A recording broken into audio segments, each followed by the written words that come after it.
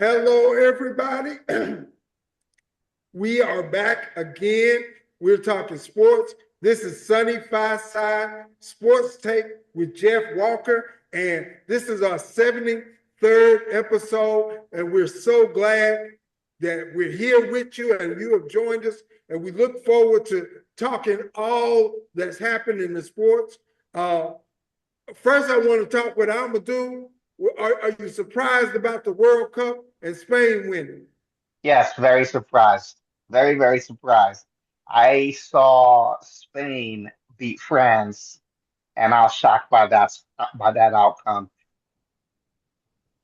Because Who did you if you think was looked going to at win? You it, thought it was going to be listen, France?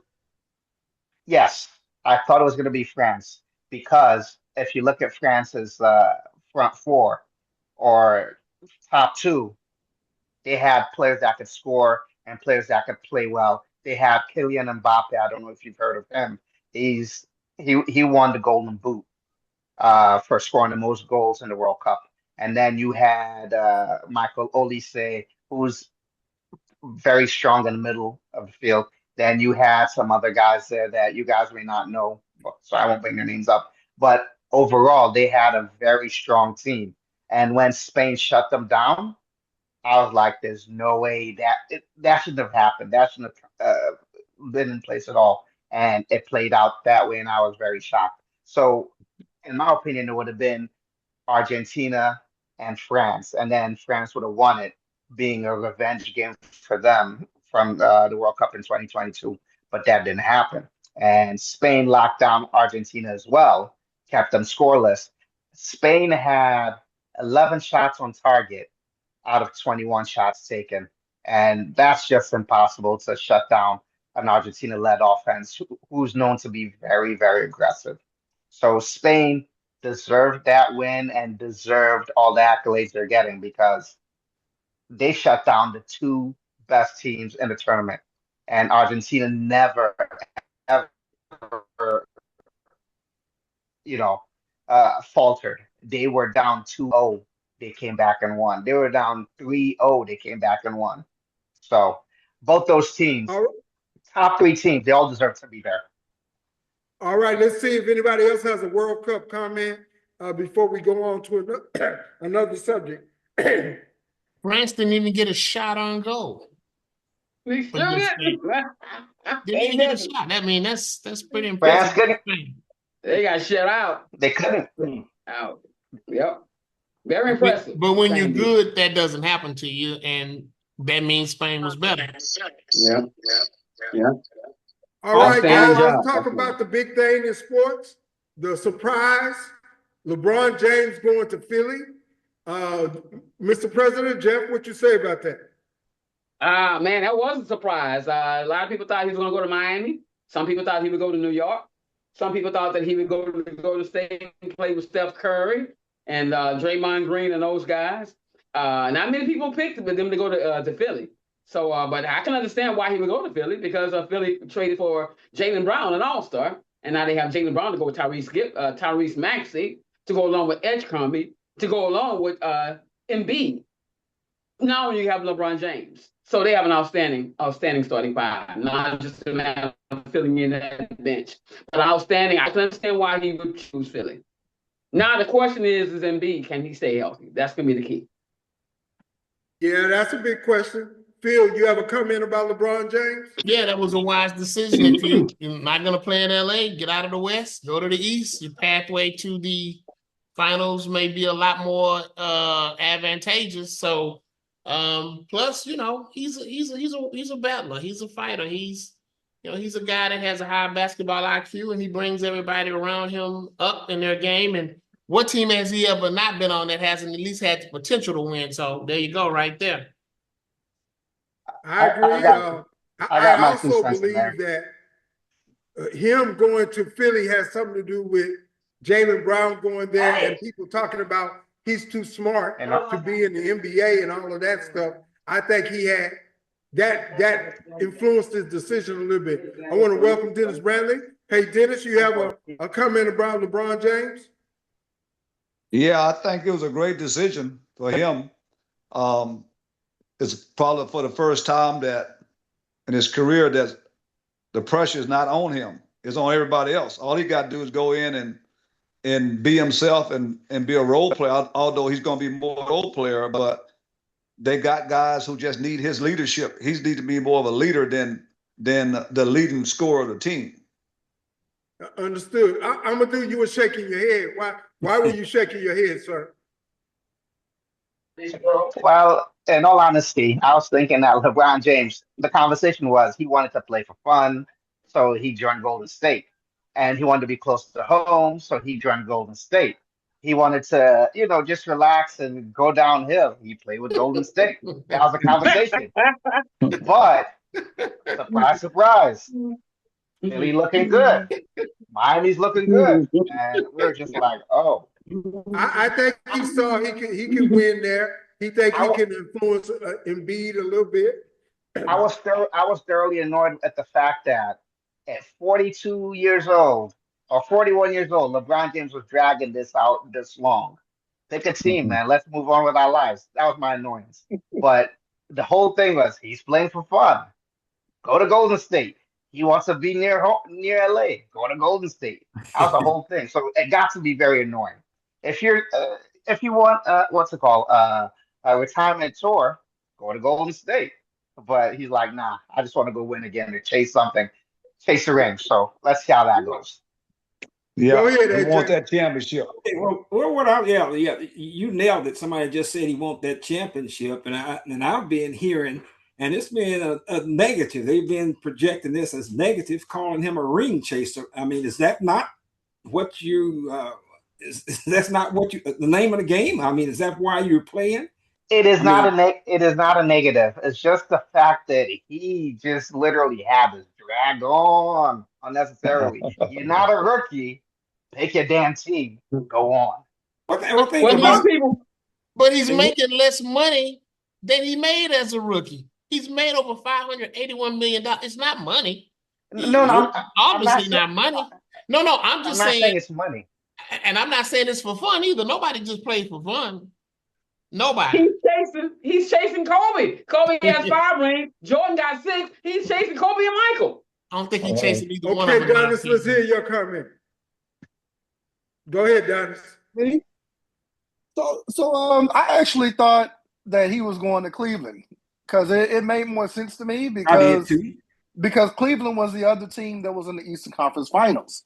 They got embarrassed by the Knicks, but they were the closest, and it was his old hometown near that area. So that made sense. But I also think the fact that James Harden was on that team maybe made it less desirable because we know the reputation James has now. But I also heard that the real person that was making that decision was actually Savannah. So I'm not sure if it was LeBron's decision to begin with, but some reports show that he's actually going to be staying in New York while playing for Philadelphia. So the move kind of looks like it's more about kind of conquering that New York market, which is a market he hasn't conquered yet. So he's done Miami, he's done Cleveland, he's basically done Miami, the Midwest, and the West Coast. All that was left really was the East Coast because he's made it clear that he didn't really like the southern cities like Dallas and Houston and so forth. He was never going to come down here. So that from that perspective, it makes sense. I do think that I've never seen a guy in his 25th season be able to possibly bring as much impact as he might bring because his superpower is actually not just leadership. I think we get caught up in the term leadership, but many guys got leadership but didn't win. You got some guys that were like Ime Udoka who were okay players, but they're better leaders. But LeBron's superpower is he's a coach and a player combination I haven't seen before. And to kind of illustrate that, he's one of the only guys that figure out the Warriors offense. And what I mean by he figures out the Warriors offense, the last time they played in the playoffs, he was pointing to guys on the floor where they were going to be in the corners before they got there, directing the defense in real time. That's the kind of thing that LeBron is like a guy that will get you over the edge against teams you may not be able to beat. So now that he's on Philadelphia, now, New York looks like they won and done. Who else is going to stop him in the East? So he saw some things maybe we didn't see. So big ups to LeBron. I'm not going to discount New York just yet. I mean, they got that chemistry. They have some good players also, and they won it. And until somebody takes them down, we'll see. We'll see what's going to happen. What I heard is that he really wanted to go to New York. But the problem was the Knicks had just won the championship. So he would have looked real bad. All of a sudden, you're going to go run to New York because he just won the championship. So what he did is he did the next best thing. He goes sign with Philly, give him a chance to win the championship, and then he can just commute from New York via helicopter. Perfect. Win-win. We'll see if that's what happens so far. I think it was a deeper move on his part. He liked the Philly setup. He liked having Embiid trying to influence him, and the Jaylen Brown thing also. But his wife also had a big impact on this decision. His wife had a big impact on this decision. In fact, she had a big impact on him going to the Lakers several years ago. That was her decision. His wife. Yeah. Well, that's how life is, though. I mean, your woman is going to influence you if she's going to be your woman. So I can understand that. Yeah. He's not going to make a decision that is totally opposed to her. That wouldn't make sense. That wouldn't make sense at all. Let me ask Dennis. Dennis, did you see the U.S. Championships of track and field? I didn't see much of it. I kind of trying to read up on. Did you see Noah Lyles? I did see Noah Lyles in the 100. I did see that. Okay, I was on Ralph Cooper's show, and Porter Robinson was saying that he gave up because he was getting beat. And I said that no, it was probably legit that he felt something, but because he could have came back in the last 50 yards, that's what he has done many times. What do you feel about that particular race? I'm going to give him a benefit of the doubt. I'm going to say that he felt something and he was smart enough to stop before hurting himself seriously, because he already has proven to the world that he's the fastest in the world when he went 9.79 to win the U.S. track and field championship in the 100-meter dash. So he's a veteran. There's no need to push it when you feel something, especially after accomplishing win the 100-meter championship. So I think that was a smart move for him to stop, because he has nothing to gain by pushing and trying to win a race that might cost the rest of the year. I totally agree. Did you see the 800 meters? I did see the 800, and I was very impressed with the guy that won. What's his name? Cooper LaFosca, something like that. Cooper, he's 17 years old. Okay, I didn't see that. I saw the one when the young man that went 142 a couple of weeks ago. That's another race. I can't remember his name, but I was impressed with that race. Was he a black guy, Brian Miller? Yeah, that's him, because he was hurt last year. He was hurt the last few years, and I like to see kids come back, and he came back.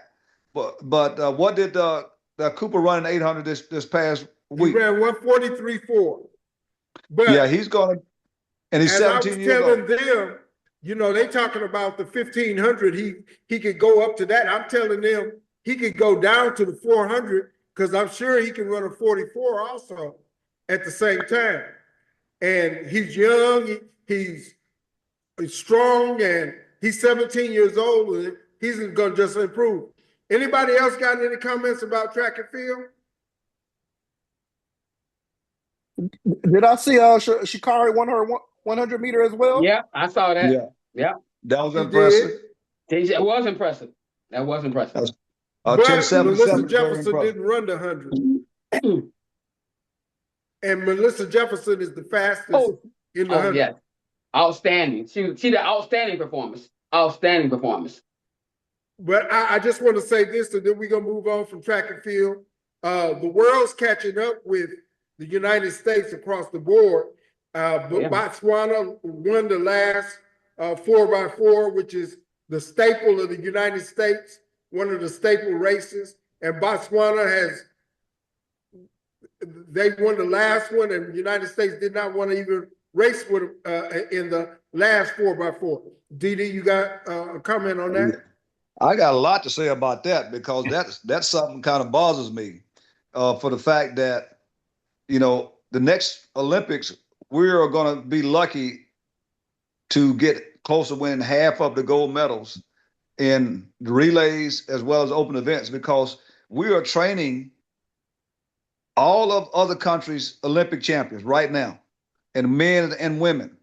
And my problem is that I don't have a problem with European and people from other countries coming to run for United States universities. My problem is that you're hurting the kids who are in the United States from furthering their career. You go look at some teams like Auburn last year. You go look at their roster. You got 90% international athletes on your team. 90%. I don't have a problem with, like, maybe change it to 80-20. 80% Americans and 20% foreigners on your team, because you're training you're training their Olympic teams that's going to beat us in the next Olympics. They're going to beat us in the 400. They're going to beat us in the 4x4. Just mark my words. I hear you, but what do you think the International Olympic Committee would say about that particular proposal to limit the amount of international players? The United States Olympic Committee, what would they say? I would hope they would agree with me, because it's to me is what I call common sense. It's like having your own home. Are you going to take care of your home first, or are you going to go outside and take care of the neighbor's home? Take care of home first, and then you help others. And I would strongly urge that they would change the rules in NCAA on these what I call Olympic sporting events, like track and field, like gymnastics, even basketball. Not have so many foreign players that make the majority of your team. Again, I think foreign players is good because you get the cultural difference and you get to learn something from each other, but make it 80 or 80-20 or 90-10, because you're hurting American kids. Because you look at track and field during school year, it's flourishing all over the nation. You look at track and field during the summer, it's flourishing all over the nation. So why not promote our kids who are busting their tail for their dream also? The one of the fastest guys in the world just ran for Auburn this year, the Olympics, I think NCAA champion. He's going to run for another country. You talking about the boy at Alabama that ran a 43.3? I'm also talking about the 100 guy named got another kid that won 100. That's from I think he ran for Auburn. Then you got a kid, like you said, from Alabama, from another country that ran 43.3. They are training somebody else's Olympic team right here in America. Understood. Phil, do you have a comment about that? What's the likelihood of something like that happening? Well, basketball is not going to happen, and it hasn't happened. Track and field, I'm not well versed on that as you and Didi, but I can tell you when you see it, I mean, it's always the foreigners. Baylor had a run on them for a long time. I mean, they're going to come to run track. I mean, I just always believe the best talent should play, should run, should jump, should pitch, should hit, whatever the case may be. Now, you get a few of them trickling into football. A lot of Africans are playing football now, but overall, with the foreigners coming into the NCAA, Didi does have a point, though. It always should be favoring us. And they're coming to our home. We're not going to theirs. I don't think they would treat us the same if we went over there in abundance the way they come here. That's a very good point. That's a very good point. Would they treat us the same if we were over in their particular country? AJ, you got something to say about that? Well, I was just going to say that's why we need to participate more as athletes and parents and schools, high schools, what have you. Just need to tighten up the game on getting kids to participate. I mean, you have AAU track. My daughter participated in that. That's a big deal. And I just really think just needs to be more participation from our end. And yes, I do believe, I don't know how you can curtail somebody coming in, what exactly you would do with somebody coming in from another country. I just think it's participation at home first. That's all I need to add to that. Totally understand. I want to talk about the WNBA All-Star Game, which outdrew the NBA All-Star Game. The women have arrived and they're putting on a big show. Adonis, what you got to say about that? Can't hear you. Well, yeah, it's impressive. I felt like eventually this day would come. I was there when the Comets won their 4 straight championships. People kind of forget there was interest before as well. It just kind of fizzled out. So to see it come back like that to where the All-Star game can now take center stage, I love it. Everybody kind of gets to know more about the individual players, their personalities, who's who. And I think that was the biggest thing with the WNBA. I think the average person didn't really know anyone, or there wasn't really any storylines for you to follow. But Angel Reese and Caitlin Clark, I feel like they provided that to where now there's storylines, not only for the current players, but also the up-and-coming players. There's buzz around Juju Watkins possibly being drafted by the Comets if they're able to get their first draft pick. So what needed to happen in WA looking like it's taking form, and I feel like is nothing but upward from here. Jeff, what you got to say about the WNBA, the All-Star Game, and what's happening? Outstanding All-Star games. Jaquel Jones ended up with the MVP. She scored 22 points, pulled down 13 rebounds, dished out 8 assists. Outstanding fluid game. Kelsey Mitchell had 28 points. She had an outstanding game. Caitlin Clark had 17 points. So outstanding game. And like you said, you said that they outdrew the NBA. Outstanding. That's a heck of an accomplishment for them to outdraw the NBA. So the WNBA, they have arrived, and I'm very, very happy for the women. I'm always happy to see the women get what they want. Okay? Because if they happy, we got a better chance of being happy.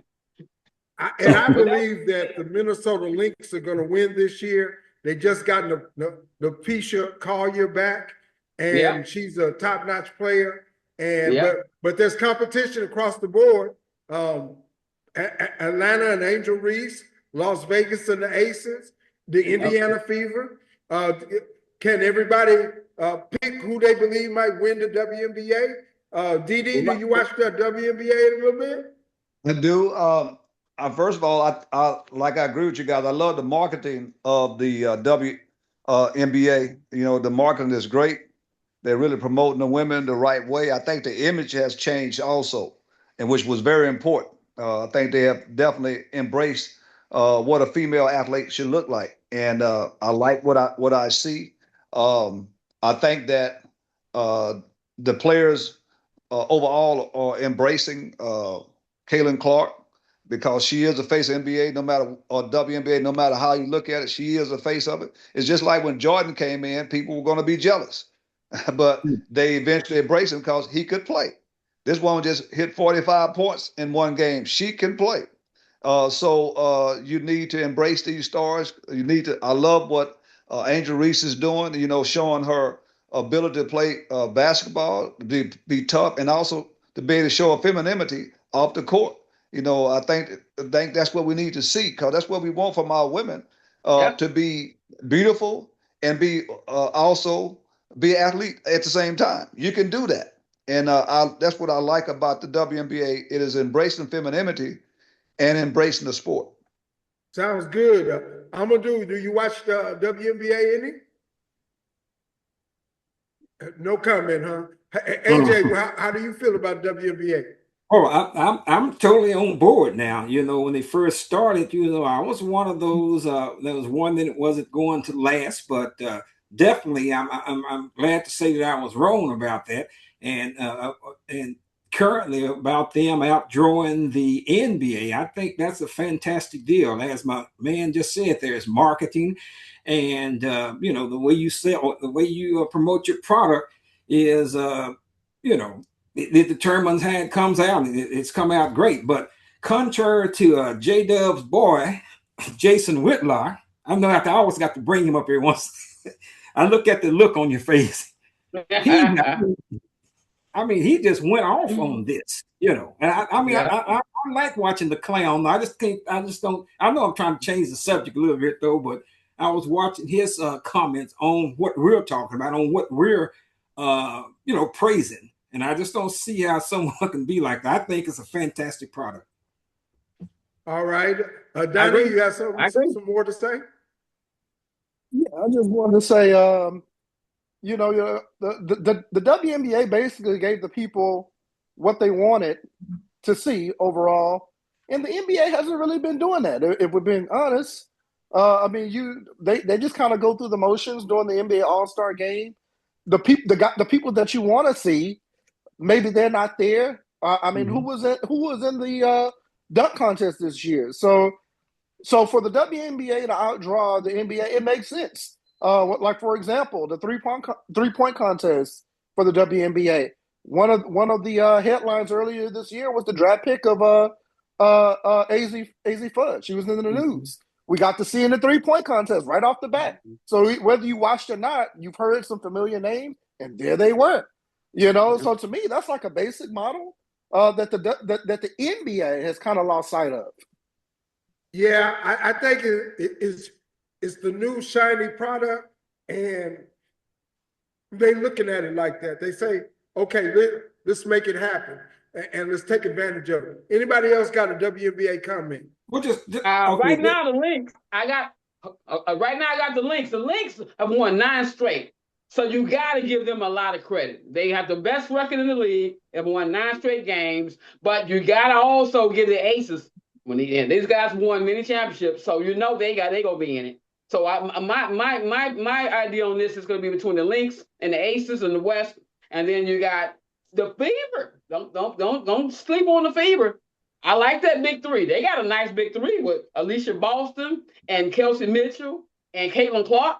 That's an outstanding big three they got there. So they got their own version of a big three right there in the WNBA playing for the Fever.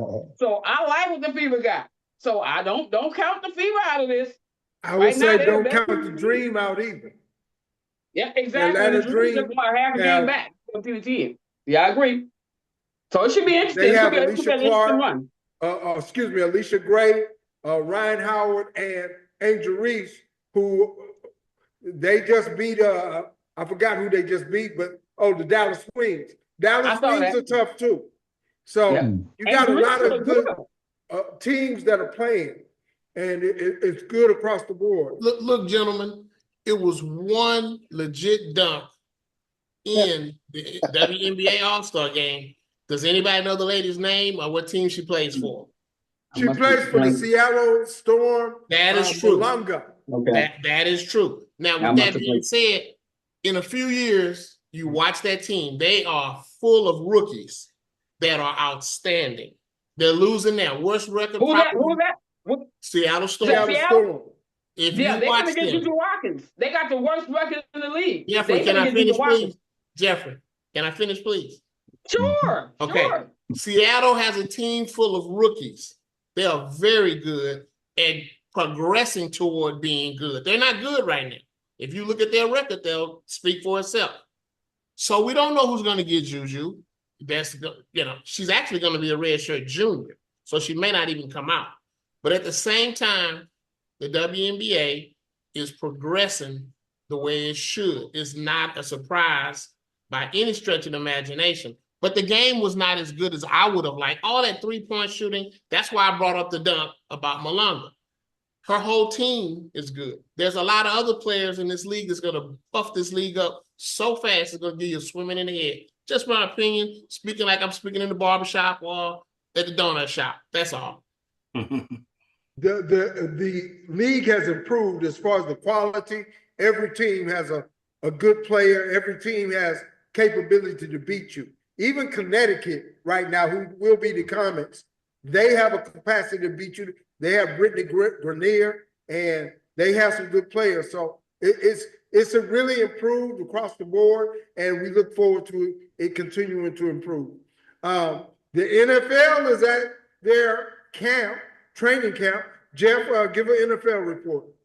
Well, hey, the rookies went to camp last week, and then of course now the veterans now just came to training camp. So right now they grinding. They grinding out there. Texans have had a couple of injuries to their depth, but it's not to any starters, but to their depth. But they grinding out there. What I'm hearing is Jaden Higgins, who's a second round pick last year, wide receiver, the big 6'4" wide receiver they got. He's grinding. They say he's ready to take that second-year leap to be the second receiver to Nico Collins. So he's looking good. And another guy that says looking good is the guy that won the 6th round, that Bond guy. Bond, the guy in the Boston College. He's looking good as well, a good slot receiver. And right now they're still waiting on Tank Dell. Tank Dell's going to be ready. They say he'll be ready by the start of the season. But right now they cautious. They're being cautious. They're not letting him be out there in the practice because they want to make sure he's ready to go on game 1. But right now, they expect him to be ready. So I think it's going to all come down to the offensive line. They get that offensive line ready. If that offensive line is ready, then that offense is going to perform. And if that offense performs, then the defense is going to perform. And then you're going to see a Super Bowl right here in Houston. That's what I like. I don't need to say nothing else. Ambitious. Ambitious,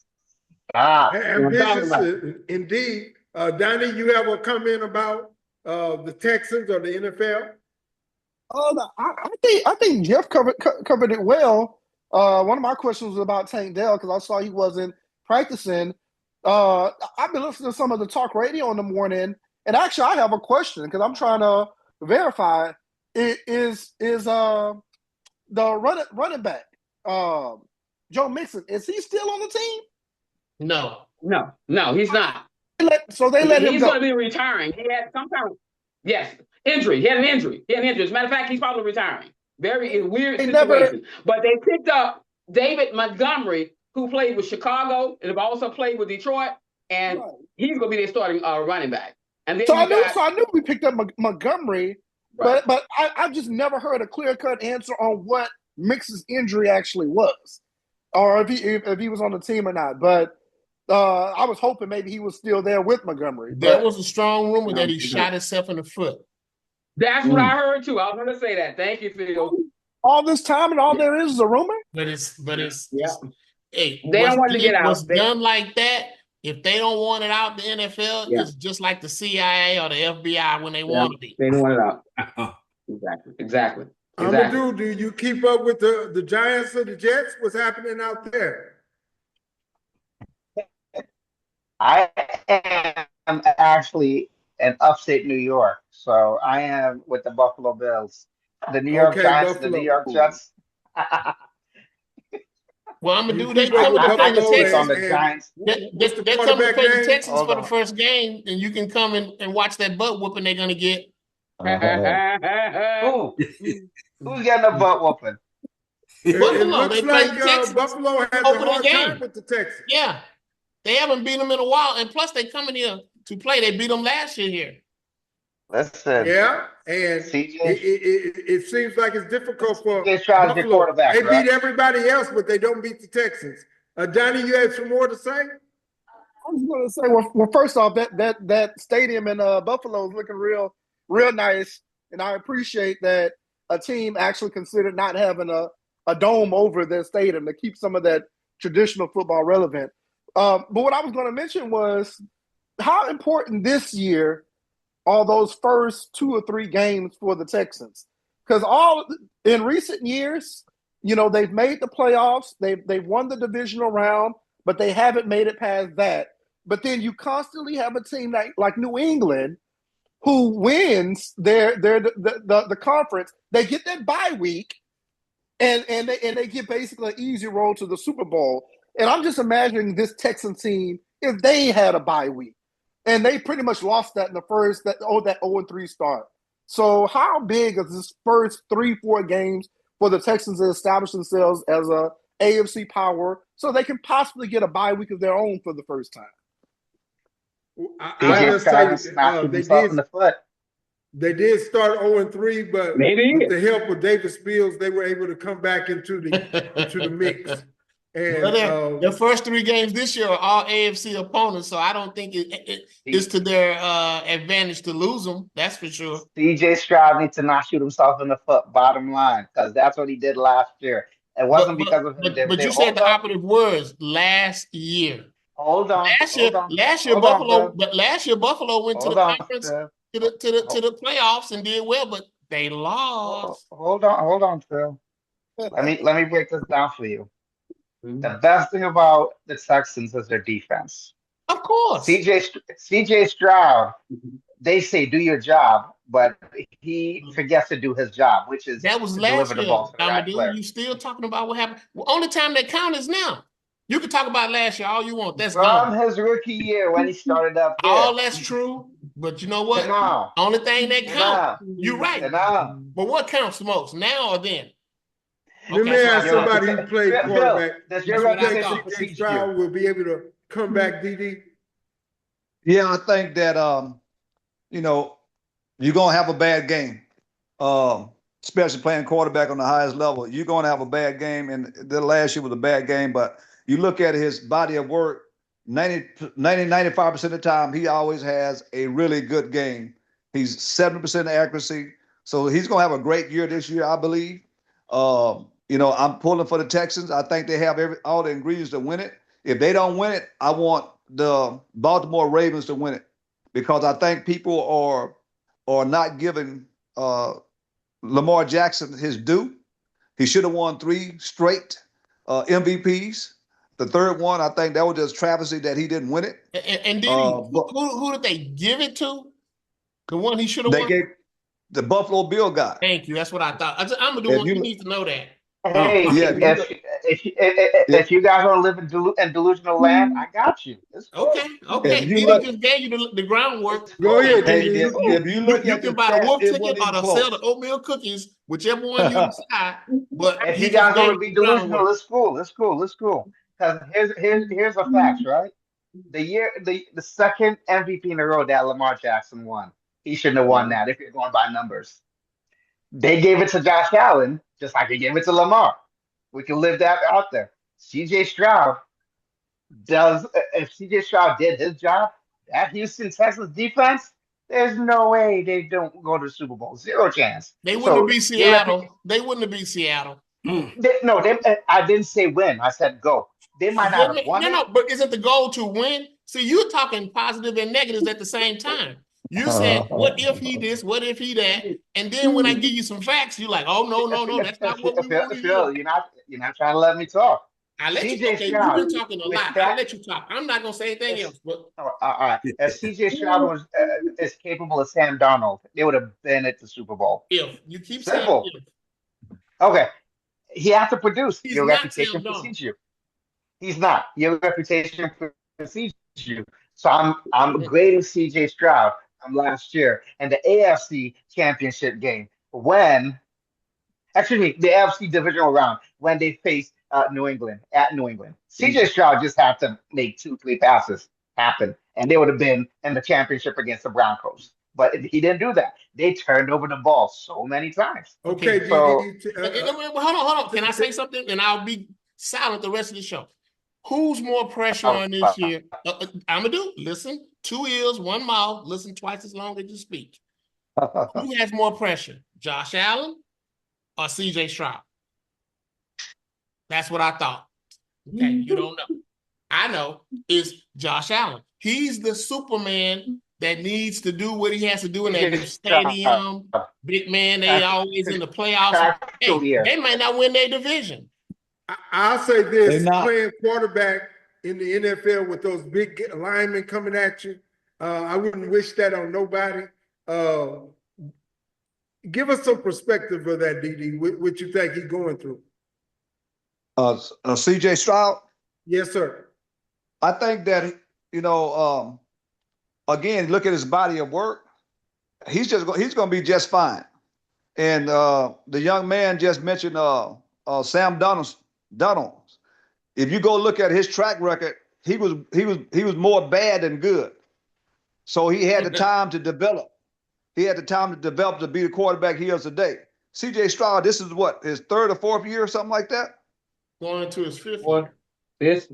Fifth year. This is Yeah. going to be the year for him. I'm not saying they're going to go to the Super Bowl, but I'm going to tell him he's going to be a much better quarterback because if you look at his body of work, you can only count his bad games on one hand, and I can only count 2 games that he had bad games. The last And two. it happened. Yeah. So All right, let me again, throw my 10 cents in here. All right. give him the Hold on, same benefit of doubt. Give him the same benefit of doubt that you gave to Sam Donaldson. Give him the same benefit of doubt you gave to the quarterback in Buffalo who has not done anything in a big game.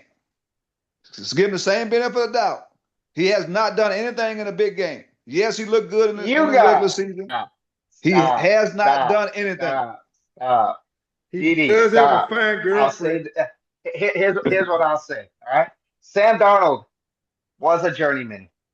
But once they got the right team around Sam Darnold, you know what happened? He went to the Super Bowl. Can you say the same thing for CJ Stroud? Because CJ Stroud is technically going to have a similar team with Sam Darnold. But he's not He'll be fine. historically bad as Didi Sam said, Darnold you're not was. giving him a chance.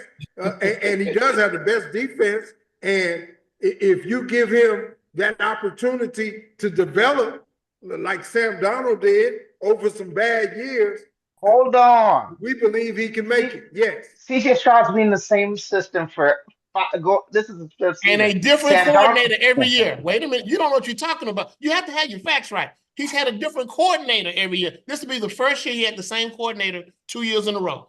This is going to his You can have 10 different coordinators, but if you're in the same system, you have not the input same now. system. You have Coordinators have input. different systems. You have, I know, Well, but you guys, have it ain't no input way to on what solve you like this, but and what watch works it on for the you. field. Wait a minute. He's Watch a it on the female field. soccer guy, right? Yeah, probably want to stick with that. But anyway. Ah, But hey, why are we talking about your quarterback, Big Allen? He's the man. He's the you want to talk MVP. about Josh? Let's do it. Yeah, Let's talk do about it. Josh. Let's do it. Let's do it. Last you game. Johnny, you had something to say on You this tell subject. us. You tell us. Okay, You know more go about ahead, Johnny. CJ than you do Josh. Tell us about Josh. The last game of the season for Josh Allen and the Buffalo Bills. Josh Allen gave that game away. No, I'll he's a admit good that. quarterback, though, man. I do like him. Let's get that straight. Yeah, he's a good player. He's a very good player. Let's hear what Johnny got to say on this subject. I was just going to say, simply, CJ just got to lock in. You know, he was doing too much, giving the quarterback over to Chicago counsel after their game, like he'd been in the league for years. Then he went flying over there to Japan with Micah Parsons. You know, I think he just got lost in the sauce a little bit. And then, like you said, they changed coordinators on him too. So I think he just simply needs to lock in. And if he can do that, we're talking about a Super Bowl at the end of the season. And I really feel that. Wow. Well, we do have a defense. The defense can compete with anybody. We know that, so we'll see. And we can Remember what John Gruden said. The formula is for the defense to score 10 touchdowns. CJ Stroud being the Super Bowl. That's it. So the Texans, that defense. CJ Stroud just needs to play his all we game. can do is wait and see it on the field, Amadou. We can wait and see it on the field. We can do all the speculation in the world, but we got to wait and see it on the field. Donnie, let me ask you a question. Do you think the Astros are going to be able to come back now? Well. Yeah, The last time we was talking, many members of the show was like, I don't see it. I don't trust them. And what did I say? I said one sweep is all it takes, and they're going to be there. And if I'm not mistaken, where do we live? We live in Houston, Texas, right? One coach once said, once upon a time, don't ever underestimate the heart of a champion. And we got champions on that team. Exactly. Tonight, You and I were the only ones that gave him a chance. You and I were the here only we are ones. tonight And with an we are opportunity only to get half in the first game. place. A half the game out of first place. One half game. So we're already there. We're there, baby. We already there. Hey, what division Now, The Rangers or the Astros? What division they play in? The American League West. Okay, right. that's what I That's thought. all right. And that's a good thing. That's a good Yeah, thing. it is. And I'm going to commend you guys again for having faith. I have been an Astros fan. I'm still an Astros fan. I still want to see them win the division and win Hold on. as But I didn't say I didn't want them to win. I said I don't think they're gonna win. You say what division do they play in? The AL West. Have The you worst seen the division. other divisions in the AL? Let me say this, man. It's the The worst AL division. West is winnable every year for the Astros. That should never be a problem. Have you seen the other divisions in the AL? I'm There's just one talking about team. the AL West. There's one team that's 15 games over 500. It's the Tampa Bay Rays. Everybody else's division looks like the AL West. He's But we're right. talking about the Astros few. playing, He's though. right. Don, it's just the one they playing. It's like you is- said earlier. Take care of your home. Is if they They get still play there, in the worst there ain't that many division, teams in front of them. but Well, the Central supposed is to not that do. much better. You're The making Central my is not point that much for better. me. That's what you're supposed to do. Beat the teams in front of you. Now And the teams you in the know I got division to are bad. throw best my record. 2 cents in. Guess who has the best record in the AL since the All-Star break? I'll wait. Astros. What? Okay, AJ, go ahead. All right, And that's you fine. know I got to throw my 2 cents in. This division, but like my man said, the whole American League is just it's different this year, with the exception of Tampa Bay and AL West. That's still up for grabs, and I've been on record. I went on record saying today they're making a big deal out of this series tonight with the Rangers. This is not a do or die or make or break series. I mean, you can make it exciting and make it big if you want to. It's just not that.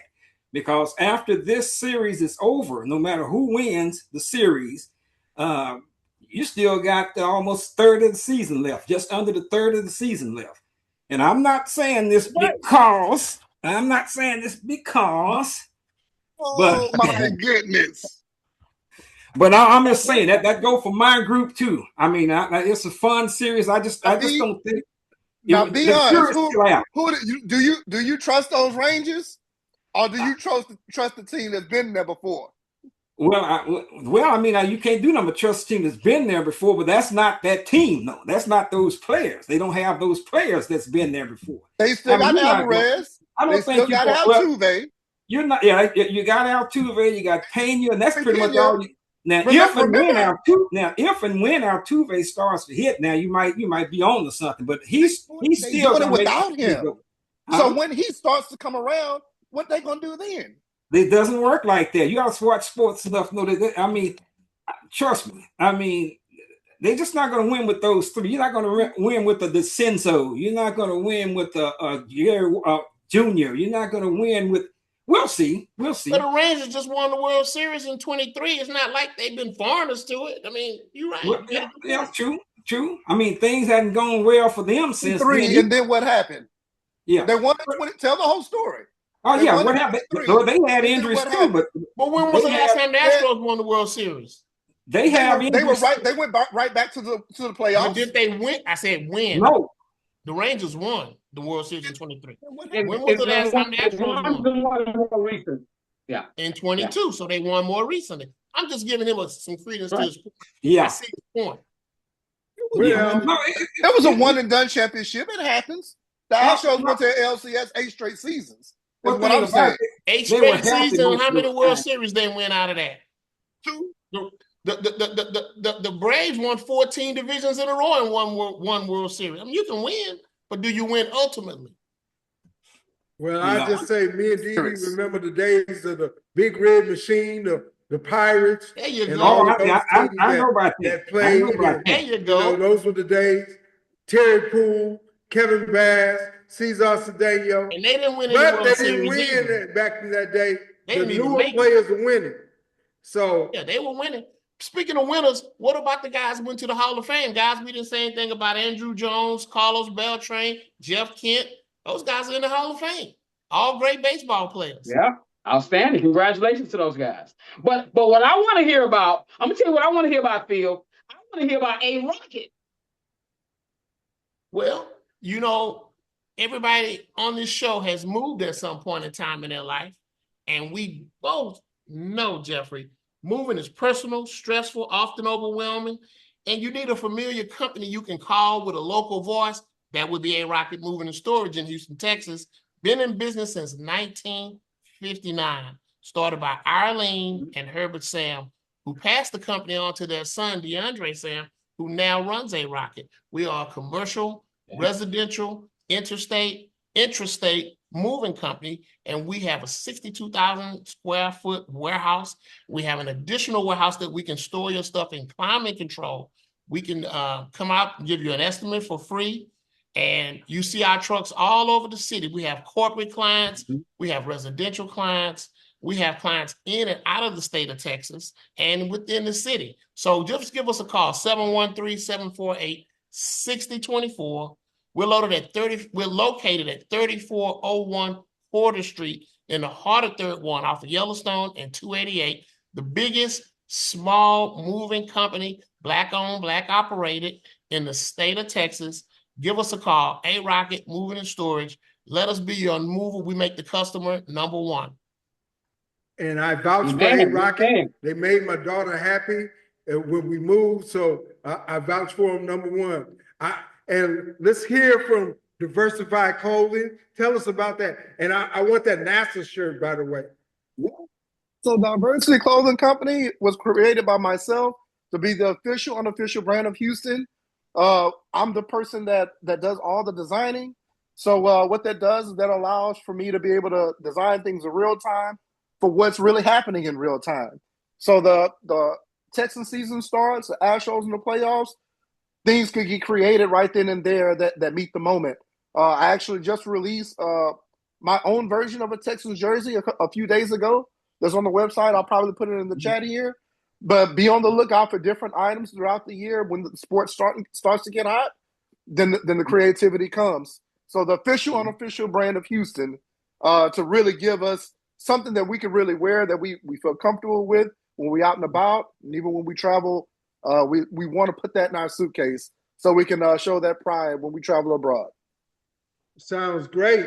This was a great show. I just want to say, I want to thank everybody, but I want to ask Dee about the World Championships are coming up in September. And what do you see happening as far how many gold medals will the United States win? I think in the women's, they still dominate that. But in the men's, the other countries are starting to catch up. All right, I think that we're going to lose the 4x4 for the first time this year. We are going to win 100. Long Noah allows us healthy. We're going to win 100. We're not going to win the 2.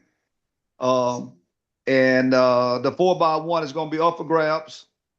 But we do have a better chance of the 4x1 than we do in the 4x4, I believe. But I'm hoping we always come through. But I'm just, again, I go back to what I've been preaching on, is that we are going to get overwhelmed eventually by the other teams from other countries, because we're training their athletes. We just need a balance, put our players, our athletes, because I'm a coach, and it's very hard to get athletes scholarships these days because of all the competition from other countries, the NIL deals, and so forth. So I'm pushing for athletes, not just my athletes, our athletes, to get opportunity to showcase and develop their talent on the highest level. And the only way we can do that is by recruiting American athletes. But I think the 800 will dominate that. That young man is going to be great for a number of years to come. But it's not going to be domination like we have seen in the previous years. We're going to struggle this year. Hopefully we'll get it back to the right place by 2028 Olympics. I hope so too. But we're gonna maybe have Sydney McLaughlin back after her having a baby and so forth. So I believe the females are gonna be all right. The guys got to hold it together because we're getting a lot of competition from around the world. I want to say basketball also on an international stage. That is also, me and Jeff have had this argument so many times, and if it wasn't for Steph Curry, we would have lost this last Olympics. And I'm saying across the board, in men's and in women's basketball, we are going to lose that mantle. And I think, just like you said in track, we are also bringing them over in basketball. So we having all of those particular things happening. So we are sort of losing the mantle of the best athletes in the world. But, I'm not so sure that's a bad thing, especially if we find a way to help our athletes make more money. If they can make more money in track and field by having an avenue for more track meets, especially in the United States and as well as in Europe and other countries. So if they have more opportunity to do that, that's a good thing. Also in basketball, I think that mantle is gone. Jeff, you want to talk about that? I'm sorry, basketball? What specifically about basketball? Yeah. Yes. I'm sorry, what was your question about basketball? Have the United States lost the mantle in Oh world yeah, basketball? we lost a lot of steam on because a lot of their guys over here now training with our guys, going to college with our guys, being trained by our people. So yeah, they have closed the gap.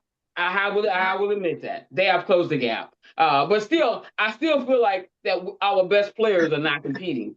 I still think when it comes The down to last that Olympics, time, you had our best Steph players. Curry, you had LeBron James, you had the best players out there, and we still couldn't dominate. So I don't see that. And in the All-Star game, you had Giannis and all of those guys also. So I don't see that ever being the case again.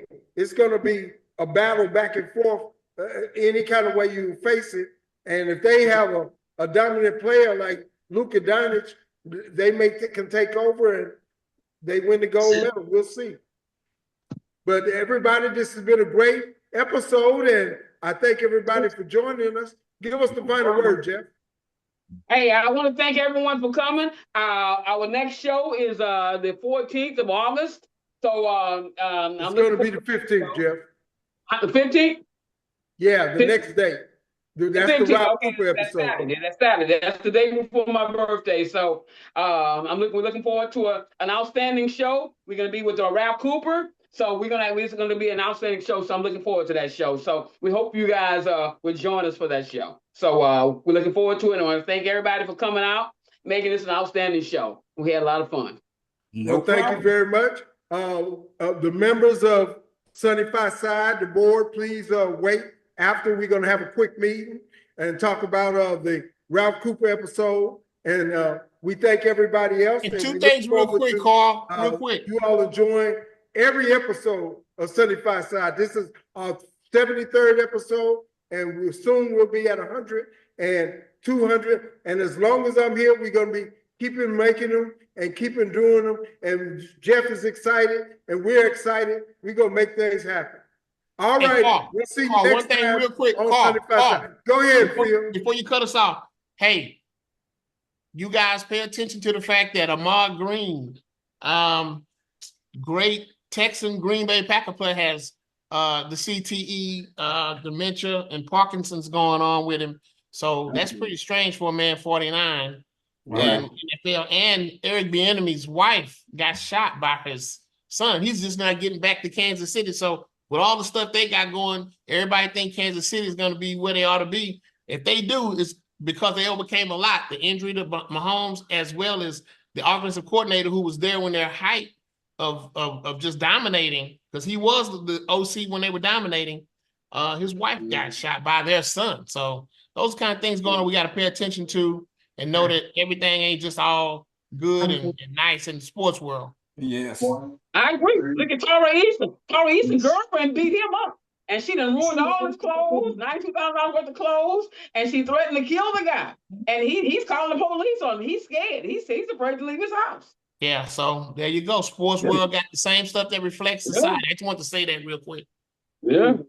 All right, guys. We thank you. We'll see you later. We're going to have a meeting afterwards. Thank you, Dennis. Thank you, Amadou. Thank you, AJ. Amadou, we'll see you when you come to Houston, big man. Oh, no problem. I'm up there all the time in Palo. All right, AJ. Amadou, you get here soon, son. We'll take you out to eat. All right, okay. I'm there all the time. All right. And guys, look at the images in the chat before you leave that Adonis has put in there of his T-shirts and different things that he has. Check that out and see that from Diversity Clothing. Okay. All right, guys, we'll see you. We're going to stay on and have a meeting. Guys, y'all want to take a break for a second? Yeah. All right. Let me go ahead and